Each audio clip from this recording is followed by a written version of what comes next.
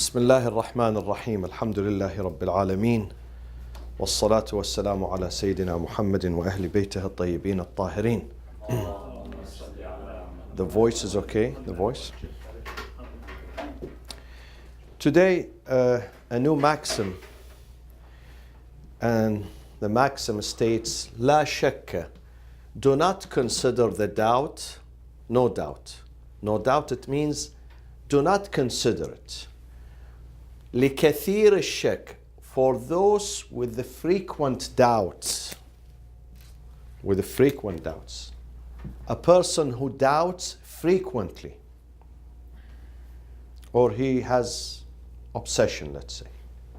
Obsession with doubts. He keeps doubting. Where does this pertain? Which one of the ibadat? Acts of worship. Prayers. Mostly prayers. Mostly prayers, but you may use it for wudu too. Okay? If someone, the urf means the community, the general public determines that this person has obsession with doubts. He has a problem. He's not normal. His doubts are abnormal. Then that person should not care about his doubts. What does it mean, should not care? Should ignore it, huh? Should ignore it. How? How he would ignore They it? don't have to keep redoing the prayer. Exactly. For instance, if he believes that, oh, probably I did not do the Maghrib before the Isha, he would say, no, I did it. Or probably I did Maghrib, but I didn't do followed by Isha. He ignores that. Or, did I do the first rak'ah? I know I'm in the second rak'ah now. I'm in the second rak'ah. But did I do the first one? He says, yes, I did the first one. Assalamu alaikum. Or I'm in the third one. In the third one, did I do the second one properly or no? He says, yes, I do. So he does not consider his doubts. Yes? So Maulana, based on arf, the arf would say, is it like something repetitively or? Hey, I would tell you how we count it, how someone becomes a frequent doubter. Okay? They say, how do we consider him a doubter? Shakkak. That he has a frequent doubts. If the doubt occurs in 3 prayers, consecutive prayers. He had doubts in the Fajr prayers, then the Dhuhr he did the same, and Asr. This means this person has a problem. He's not normal. You may have doubt once in a while. Once in a while. All of us, we develop doubts. All of us. Or let's say once a day.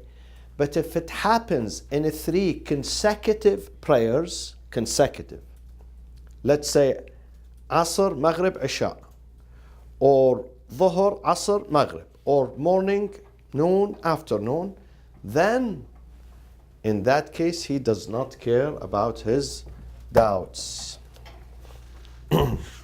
Arash, what does it mean he doesn't care about doubt? What does it mean? He has doubts in 3 consecutive prayers. Yeah, I know. But this is a doubter. This is the definition of someone who has doubts. But then he does not care. La shakka. La shak, it means he doesn't care about it. He continues. It means he does not consider this as a doubt. Okay? He passes it. He says, no, this is not a doubt. So, I gave this example earlier. He's doing Isha now. He says, maybe I didn't do it. Did I do the Maghrib or not? He says, yes, I did it. So he continues with his Isha. Or he was doing Asr. He had doubt whether he did Dhuhr or not. Okay? Or he was doing Dhuhr in the second rak'ah. He asked himself, I know this is second rak'ah, but did I do the first one or no? Maybe I didn't do. I started with the second. He says, no, I did the first. This means he does not consider his doubt. La shak means he doesn't consider He does not consider his doubt. Not that he doesn't doubt, he's doubting, but he does not consider it. He does not consider it as a legitimate doubt, therefore he would add or delete or repeat. He doesn't do that. Or same thing goes for wudu. He has obsession with wudu. Some people, they do wudu 5 times, 10 times, and they are still not satisfied. He says, no, I did it. I did wudu. He came to stand to pray. Did I do or no? If he's doubter, shakkak, then he says, yes, I did my wudu. How about when someone is doing qada for lots of prayers and he does this? Does it apply also? Of course. Whether it is ada or qada, for original prayers or for the offset prayers. Okay? Does it only apply to prayer? It applies primarily to prayers, but it could be used for other situations too, like wudu or ghusl. Ghusl. Okay? Every time he does ghusl, he says, did I do this shower or I didn't? And he can't remember. Then he says, yes, I did it. Okay? Because some people, they develop this waswas, you know. Say that the wudu is it's not considered 3 consecutive prayers. Yeah. I mean, 3 consecutive wudus, or not really. Yeah, I mean, prayers was 3 consecutive wudu. There's no amount, or The wudu, they did not mention an amount, but the wudu is left for the public opinion to determine. Public opinion says this is too much, really too much. Look at him. Too much. He goes and he keeps repeating his wudu. If public opinion consider 2 times is too much, then 2 times. If they consider 5 times is abnormal, then it's 5 times. Urf. Urf means public opinion. Now, what are the evidence for this maxim? The evidence are primarily riwayat. And the first one is Sahihatu Zurara. 2 people narrated this Sahiha, this authentic. Zurara wa Abu Basir. Sahihat Zurara. One of them is Zurara plus wa Abi Basir. Wa Abi Basir. Why did we say wa Abi, not wa Abu Basir? This is Arabic grammar. Because you are adding. If you write, because you are adding this to this. Sahihatu, not Abu Basir. No. Sahihatu Abi Basir. But if you write his name, I want to mention his name, I say Abu Basir. Abu Basir. But when I add him to something, then he automatically becomes Abi. You study this in grammar. Abba, when I call him, Ya Aba Basir, Ya Aba Abdullah, Ya Aba al-Fadl. Ya. When you call, then it is Abba. You can't say Ya Abi Abdullah, no. Or Ya Abu Abdullah, no. Ya Aba Abdullah. Nida. When you call, then it has to be bil fath. Okay? Here, this Sahih states, قال قلنا له. They said to Imam al-Sadiq. قلنا له. It doesn't say what Imam. How do we know Imam al-Sadiq? We said to him. They just said, we asked the Imam. Or we said to him, قلنا له. How do we know? Exactly. Zurara and both. They were his disciples, his students. قلنا الرجل, the person, يشك كثيرا في صلاته حتى لا يدري كم صلى فإنه يكثر عليه ذلك كلما أعاد شك. كلما أعاد شك قال يمضي في شكه. Imam said, this is the principle. يمضي, the answer of the Imam is يمضي في شكه. يمضي, what does it mean? Ignores. يمضي means ignores. He walks away from it. Walks away. He doesn't pay attention to it. A person who frequently has doubt. frequently. Frequently. And this is unfortunately, this is part of mental illness, by the way. And if a person does not treat himself, he's going to have, I've seen some people who do wudu 30 times and still they are not happy. 30 times. 30 times. I've seen when I was a child, we watch people, they do in the middle of the madrasa. There is the pond and they do wudu. He washes his hand 20 times, 30 times. Or, for instance, when he washes his face. This is waswas. It's not good. يريد الله بكم اليسر. Take it easy. Take it easy. Okay? And then in another phrase,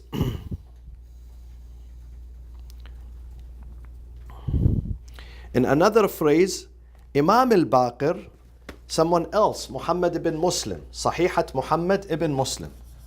Sahihat Muhammad ibn Muslim, he asks Imam al-Baqir, the father of Imam al-Sadiq, an Abi Ja'far. See, an Abi Ja'far. Abu Ja'far, who's Abu Ja'far? Is Imam al-Baqir. إذا كثر عليك السهو. Once you begin frequently doubting, this is the wording of this hadith. فَامْضِ عَلَى صَلَاتِكَ. Continue your prayers. فَإِنَّهُ يُوشَكُ أَنْ يَدُعَّكَ إِنَّمَا هُوَ مِنَ الشَّيْطَانِ. Shaitan is turning you down. Shaitan is trying to turn you down. So be careful. Don't listen to Satan. Don't listen to him. And continue your prayers and don't pay attention to it at all. Don't say, oh, because some people say, oh, what if my prayers is insufficient? What if I do it in a wrong way? What if God does not accept that? This is not religiosity. This is illness. Illness. That's it. You did your prayers one time. Don't pay attention to these details. Don't. And those people usually who have doubts, they cannot focus on their prayers, you know. They lose the spirit of their prayers. They keep thinking about the mechanics of the prayer, and they lose the core, the origin, the asl, the spirit. They lose that. So they should not pay attention. Walk away. This is the beauty of Islam. Don't be obsessed. You did your wudu, that's it. Don't even turn and think about it. How did I do it? Learn how to do it properly, and walk away. Don't even give yourself a chance or an opportunity to think about it. So these are few sahihas in regards. What could be the second evidence for this? What could be from what you learned in the past? What could be? Sometimes we have the Quran. Sometimes we have Sahiha, Hadith, Riwayat. What else we can have? Exactly. And Tasalum, my friends, is it just religious? Has religious dimension, or it has another dimension too in it? Just religious dimension, or it has a rational and mental dimension? Yes, they have. Huh? It has, of course. Yeah. Of course it has. It's not just religious. They are using their brain and their reason. Because this is something logical. This is something logical, not against religion. This is something that makes sense. So then they developed a salum, agreement, general agreement, complete agreement. Tasalum means complete agreement, to the extent that none of the jurists said no. Not even a single one said, no, I don't accept this maxim. No, all of them they accepted, which is even stronger than what? Hamid Agha. Tasalum is stronger than what? Ijma', exactly. Ijma', you can find one or two people who oppose. In Tasalum, there is no opposition. Now, after studying this maxim, some jurists say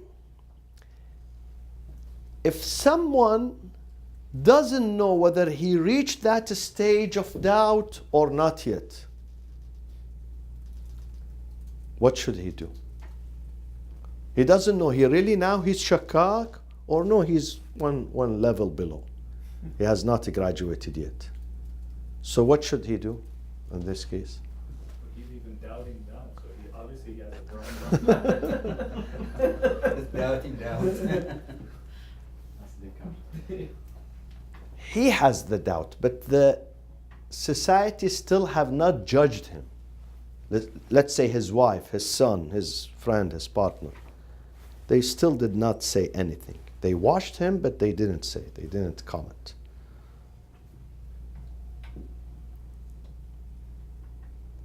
No, here the answer, he should not consider himself. Unless there are others with him who say yes. His judgment is not enough. It should be supported by others to tell him yes. See, the urf. This is why. The urf is the criteria, not yourself. Not just yourself. The urf has to say.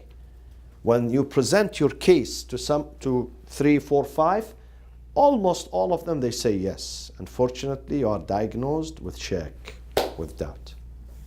So, if he has doubt, sometimes he has yaqeen. No, I know myself. I know myself, I have a problem. I can't lie to myself. But sometimes he has doubt whether I have reached it or not. He says, I did not reach it yet. Inshallah, I will reach it sometime soon. So in this case, he has to consider Okay. his doubt. Yeah, in that case, if people did not tell him, then he has to So he consider does it. wudu, for example. Yeah. every day. Yeah. Now, if he was diagnosed with doubt and he tried to get rid of it and he worked on it very hard, and now he reached a stage whether he also doesn't know whether he has passed this stage or he's still in that stage. So what the answer should be here? You should act on it. Why? What's the basis for that? Istishab. Exactly. Exactly. Istishab means that I know I have to carry on with the previous state unless I have ilm, اطمئنان, certainty that no, I finished it, I passed it. But if I still have doubt, then I carry on, unfortunately, with the previous state. Okay? Then,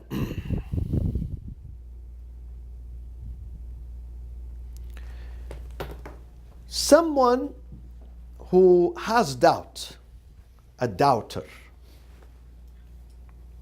he has doubt. He always suspects that I didn't do this prayers or I didn't do good. I have to repeat it. Bedilam nachasbit. Okay? I have to. If he repeats the rak'ah, let's say he was in the second one and he thought he did not do the first one. Or he was in the sujood, he thought he did not do ruku'.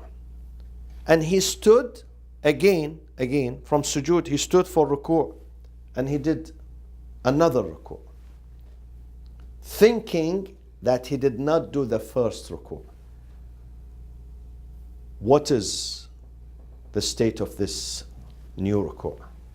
Is it acceptable? He can just carry on with it? Or it is problematic? شک بین رکعت اول و دوم که باطله نماز. آره. اما شک بین رکعت سوم و چهارم آره.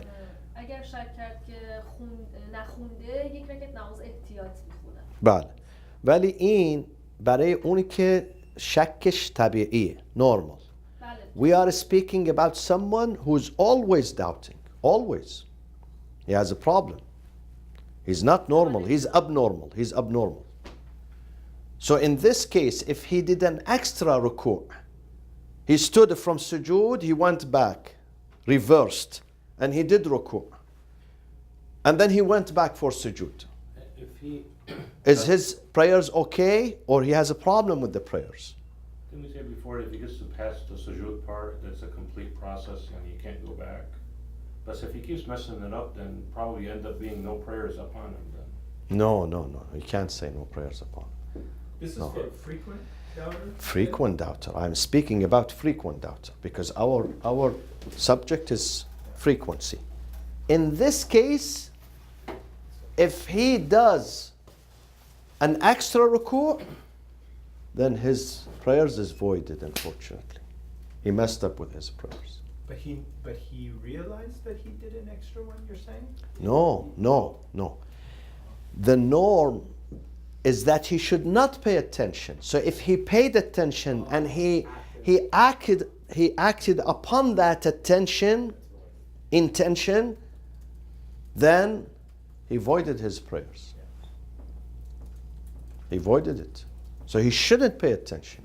While he's in sujood, he said, yes, I did it. That's it. If he wants to stand again and do ruku', he would mess up his prayers as a punishment for him. You can't, you have to treat him this way, believe me. Otherwise, he would not listen.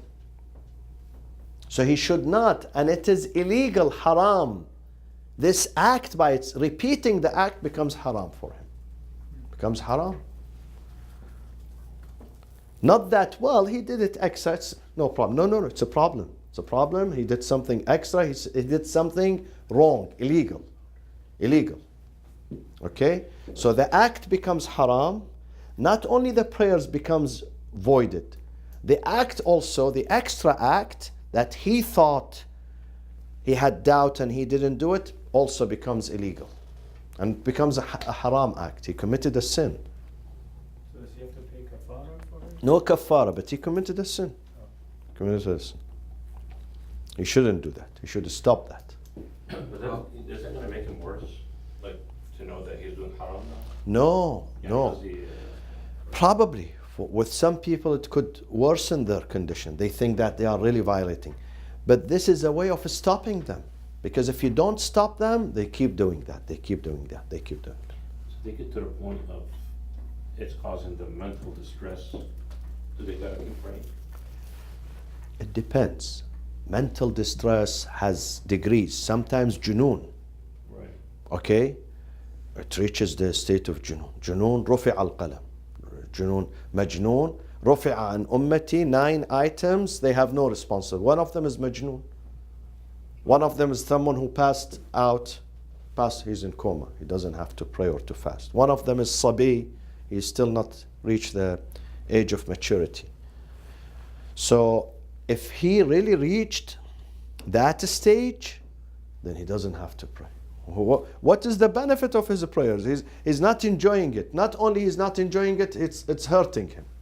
It's a burden on him. Because the junoon is also out of yani, Yes. the public Yeah. conversation. Yes. Where that Yeah. is. Junoon has to be diagnosed because it's easy for some people who don't want to pray. Well, I'm majnoon. I know myself. I'm majnoon.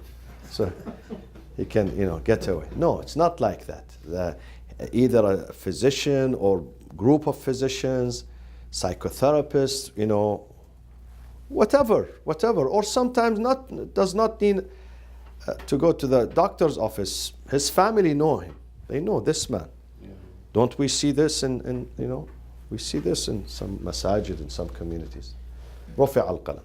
So in that case, but otherwise, if he has mental disturbance, it did not reach the state of junoon. He cannot focus sometimes. He's disturbed. He has a problem. He has, some people drive him to this stage, some circumstances, So in that case, no, he still has to pray. He still has to pray. Okay, so we are done with this qaida. Let's go to the second maxim, my friend. And the second maxim is called قاعدة لا ضرر. لا ضرر. What does لا ضرر mean? No harm. No harm.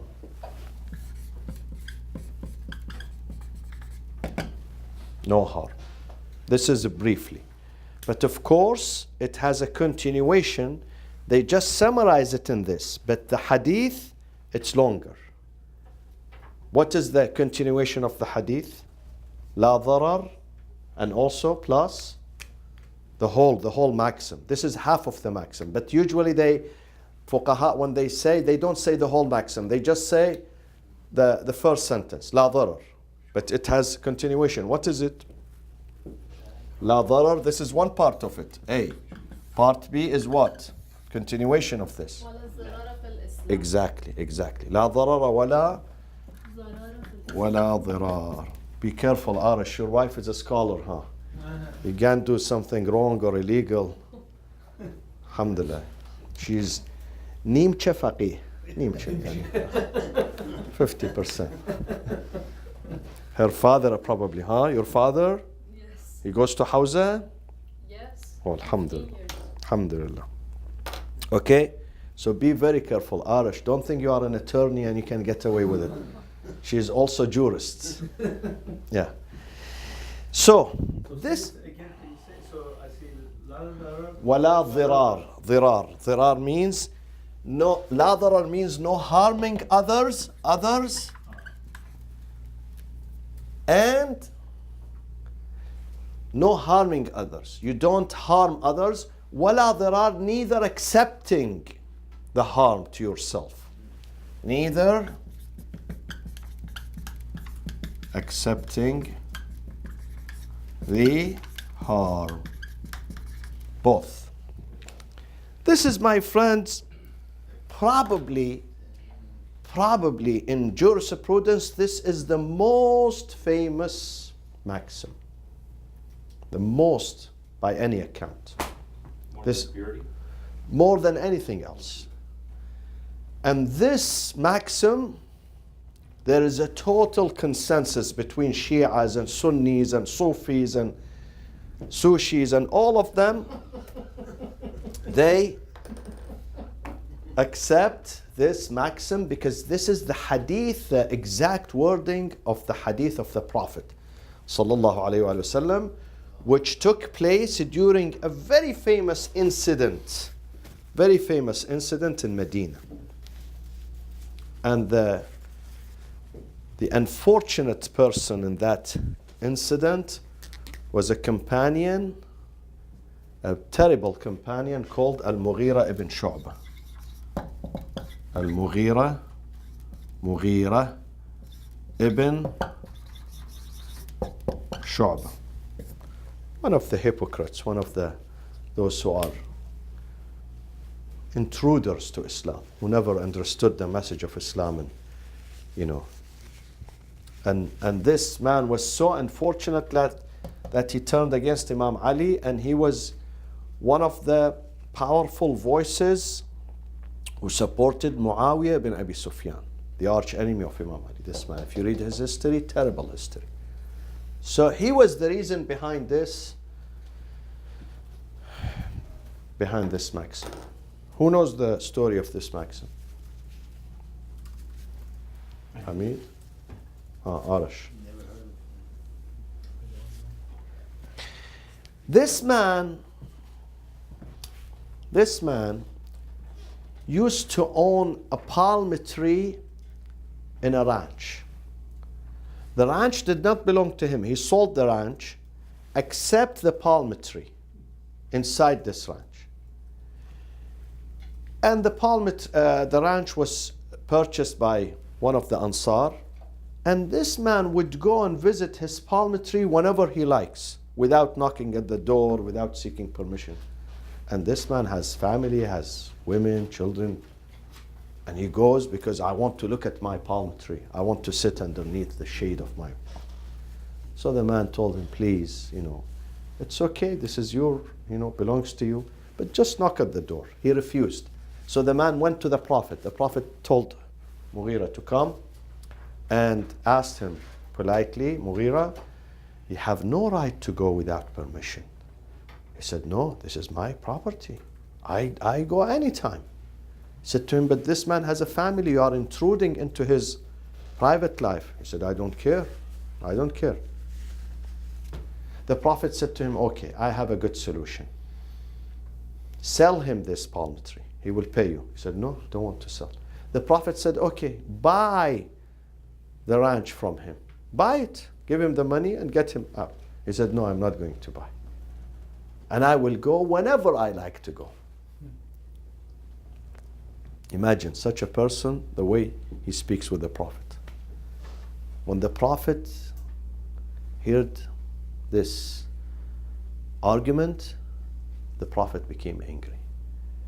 The Prophet said to the owner of the ranch, he said, go to the palm tree, get it out, and throw it into his face. This is what I am telling you. فَإِنَّهُ, because verily لا ضرر ولا ضرار في الإسلام. You should not hurt, neither accept hurting in our religion. So it went viral. This maxim, this hadith went viral and it became a maxim, a law. A maxim that is used always now. It's used in the courts, it's used in the society, it's used everywhere. Everywhere when there is someone hurting someone else, you should not hurt, neither accept to be hurt. Both ways. فإنه لا ضرر ولا ضرار في الإسلام.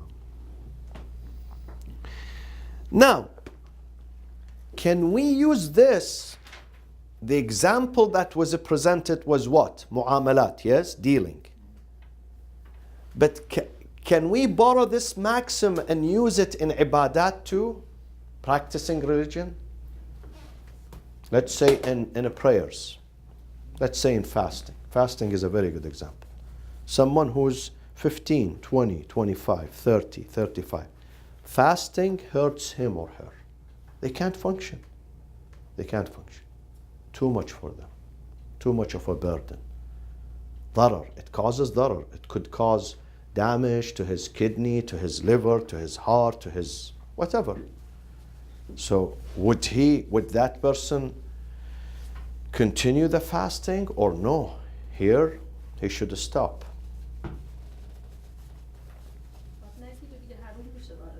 Ahsant. Ahsant. Other than fasting, give another example. We live here in America. Fasting is a general example. So an example, we live in America. Imagine a lady who lives in a city.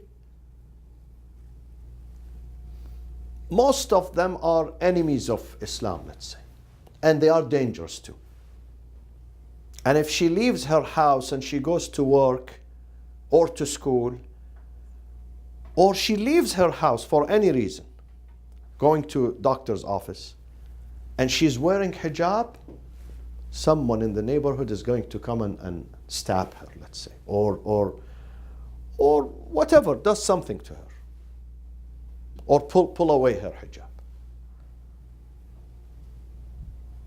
Her life, her dignity will be endangered. If we determine, let's say,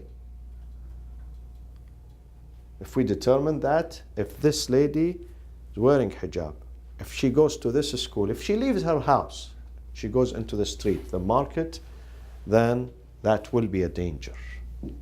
Someone could hurt her. What do we do? She doesn't have to, huh? She has to leave the house. Sometimes she doesn't have, sometimes she has a husband, a breadwinner, he does everything. So she could stay. But she has to leave the house. She cannot be inside. She's the breadwinner. Or she wants to go to doctor's office. The doctor would not come to her house. She has to go to his doctor. So there's a question becoming like, she doesn't have to or she shouldn't? She shouldn't. She shouldn't. Yeah. If that leads into injury or harm, sometimes the harm, it could be racial slurs, let's say, an insult, verbal insult. Someone says, hey, go back home. This is not, Urf does not say, this is really darar. You can hear this, pass it. According to our teacher, he used to say, we have 2 ears, so it gets from here and gets out from there. So maybe it does not lead into psychological or emotional harm. But sometimes, no, it's physical assault. Physical assault. She cannot sustain that. She's not a man who will go and fight and defend herself. She can't. However, it's a law, like the law says in that country, and nothing. Yeah, if the law says, and then you are imprisoned. Right. If you break the law, they put you in jail. And this is your country, you can't leave. Where do you go? Or you don't want to leave. This is my country. This is my country. I don't want to leave. I don't want to sell my house and my business and my life as my children in school and go and move into an. It will be too much difficulty for me. Too much usra and haraj. So the question is not she has an option. No, she shouldn't, according to this law. She shouldn't. Let's say you're in a country and you know that the Shia masjids on Ashura, they get targeted during that. Yeah. Does it become like haram for you to go to the masjid? If you know really there is a strong ma'qul possibility, reasoner. Sometimes people, they have too much fear. They feel insecure. But no, everybody says yes. In this area, this could be. There is a strong possibility today this will be a target. Then you shouldn't go. Definitely you shouldn't go. You have to take precaution. Definitely. Okay, so this is an ibadat. Another examples. Wudu. Doctor says you have a special medical condition, you should not use water for 2 days, 3 days, whatever, until you are healed. Your face, your hands. In that case, wudu or ghusl would hurt, would harm, would lead into damage, or it would delay the healing. You are supposed to be healed in 2 days, 3 days, this will worsen it, makes it 1 week, 2 weeks. Then in that case, wudu becomes la darar. Or, this is ibadat. We come to mu'amalat. You already purchased a property, then you realize that in the neighborhood you did not know, and the seller did not disclose to you, that this neighborhood is very dangerous. Your neighbor is dangerous. Or your neighbor, he does something inappropriate. It happened. It happened to us.